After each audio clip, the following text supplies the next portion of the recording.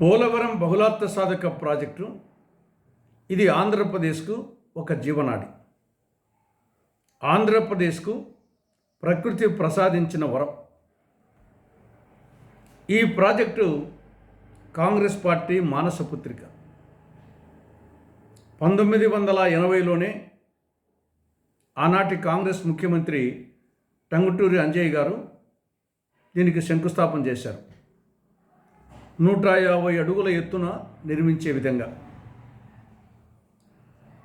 దాని తర్వాత 2004లో జూలైలో రాజశేఖర రెడ్డి గారు ముఖ్యమంత్రిగా ఉన్నప్పుడు కాంగ్రెస్ ప్రభుత్వం ఉమ్మడి ఆంధ్రప్రదేశ్లో దీనికి అడ్మినిస్ట్రేటివ్ శాంక్షన్ ఇవ్వడం జరిగింది. రాజశేఖర రెడ్డి గారి పీరియడ్లో 2300 కోట్ల రూపాయలు, తర్వాత వచ్చినటువంటి కాంగ్రెస్ ముఖ్యమంత్రులు రోషయ్య గారు, కిరణ్ కుమార్ రెడ్డి గారు పాలనా కాలంలో 2836 కోట్లు, వెరసి కాంగ్రెస్ పాలనలో 5136 కోట్ల రూపాయలు పోలవరం ప్రాజెక్టు మీద ఖర్చు చేయడం జరిగింది. మొత్తం వర్క్లో 32% పూర్తయింది కాంగ్రెస్ హయాంలోనే. కుడి కాలువకు సంబంధించి 80% పూర్తయింది. ఎడమ కాలువకు సంబంధించి 45% పూర్తయింది. ఈ యొక్క అనుమతులకు సంబంధించి 90% అనుమతులు కాంగ్రెస్ పాలనలోనే రావడం జరిగింది. దీనిని జలయజ్ఞంలో చేర్చడం జరిగింది. రాష్ట్ర విభజన సందర్భంగా కాంగ్రెస్ ప్రభుత్వం దీనిని ఆంధ్రప్రదేశ్ విభజన చట్టంలో చేర్చి సెక్షన్ 90 కింద జాతీయ ప్రాజెక్టుగా ప్రకటించడం జరిగింది. ఈ ప్రాజెక్టు పూర్తి అయితే దీని కింద అనేక ప్రయోజనాలు ఉన్నాయి.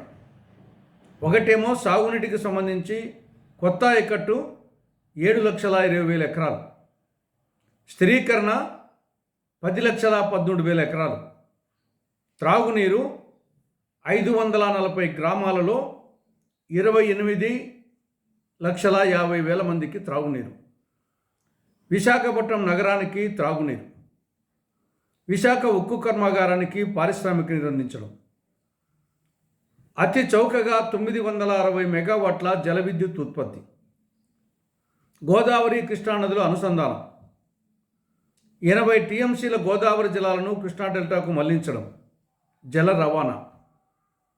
ఇన్ని ప్రయోజనాలు ఉన్నాయి కాబట్టే ఇది జాతీయ ప్రాజెక్టుగా ప్రకటించడం జరిగింది. కానీ ఈ యొక్క లక్ష్యాలన్నీ నెరవేరాలంటే 150 అడుగుల ఎత్తును నిర్మిస్తేనే ఈ లక్ష్యాలు నెరవేరుతాయి. కాంగ్రెస్ పార్టీ అధికారంలోకి వచ్చి ఉంటే ఈ ప్రాజెక్ట్ ఎప్పుడో పూర్తయింది. 2016కే పూర్తయింది. ఈ ఫలాలన్నీ దక్కింది. కానీ దురదృష్టవశాత్తు రాష్ట్ర విభజన తర్వాత దీన్ని జాతీయ ప్రాజెక్టుగా ప్రకటించిన తర్వాత అటు కేంద్రంలో ఇటు రాష్ట్రంలో కాంగ్రెస్ పార్టీ అధికారంలోకి రాని కారణంగా ఈ ప్రాజెక్టు నత్తనడక సాగుతూ ఉంది. బీజేపీ మోసగారితనం, రాష్ట్రంలో ప్రాంతీయ పార్టీల చేతగారితనం వలన ఇది నత్తనడక సాగుతూ ఉంది. నిన్న ముఖ్యమంత్రి చంద్రబాబు నాయుడు గారు పోలవరం విజిట్ చేసి కొన్ని ప్రకటనలు చేశారు. ఏమని? 2017 మార్చి 31 నాటికి దీనిని పూర్తి చేసి జాతికి అంకితం చేస్తారట. కానీ ఎత్తు 130 అడుగులట. సిడబ్ల్యూసి అనుమతి ఇచ్చింది, బచావత్ అనుమతి ఇచ్చింది 150 అడుగుల ఎత్తున. 150 అడుగుల ఎత్తులో నిర్మిస్తేనే నేను ముందు చెప్పిన ప్రయోజనాలన్నీ నెరవేరుతాయి. కాలువలోకి నీళ్ళు పోతాయి, కుడి కాలువ ఎడమ కాలువ. కానీ 130 అడుగుల ఎత్తులో వేస్తే అది కట్టినా ఒకటే కట్టకున్నా ఒకటే, దానివల్ల కాలువలోకి నీళ్ళు పోవు. 130 అడుగుల ఎత్తులో కట్టి జాతికి అంకితం చేస్తారట. ఏం ప్రయోజనం? కాలువలోకి నీళ్లు రానప్పుడు, జల విద్యుత్ ఉత్పత్తి కానప్పుడు, దానికి ప్రయోజనాలు నెరవేరినప్పుడు అది కడితేనేమి కట్టకుంటేమి? 150 అడుగుల ఎత్తులో నిర్మిస్తేనే అది ప్రాజెక్టు, బహుళార్థ సాధక ప్రాజెక్టు. లేకుంటే అది ప్రాజెక్టే కాదు. కాబట్టి దీన్ని 150 అడుగుల ఎత్తులో నిర్మించి ఆ పూర్తి ప్రయోజనాలు అందే విధంగా కేంద్ర రాష్ట్ర ప్రభుత్వాలు నిర్మించాలని కాంగ్రెస్ పార్టీ డిమాండ్ చేస్తూ ఉంది.